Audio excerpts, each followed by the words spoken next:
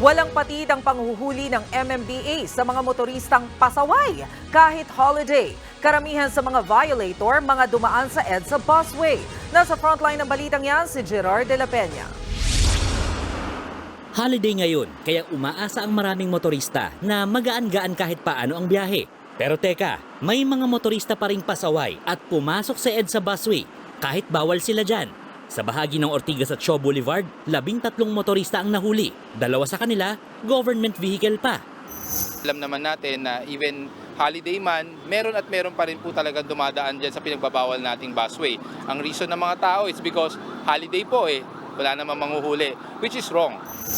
Paalala ng MMDA, bukod sa registered city buses, ang pwede lang dumaan sa EDSA busway ay mga emergency vehicle, PNP vehicle sa tutulong sa operasyon ng EDSA busway at convoy ng President, Vice President, Senate President, House Speaker at Supreme Court Chief Justice.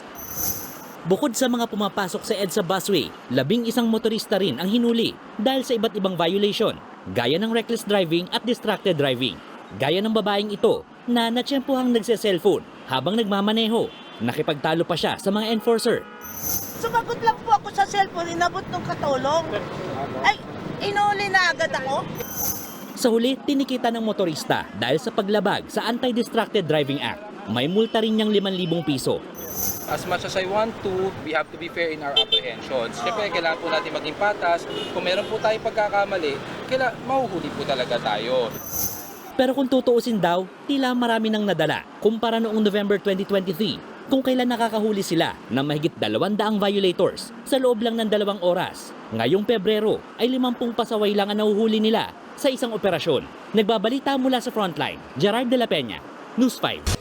Mga kapatid, Cheryl Cosim po, huwag maging huli at maging una sa lahat sa balitaan. Para sa tuloy-tuloy na talakayan sa Frontline, mag-follow at mag-subscribe sa social media pages ng News 5.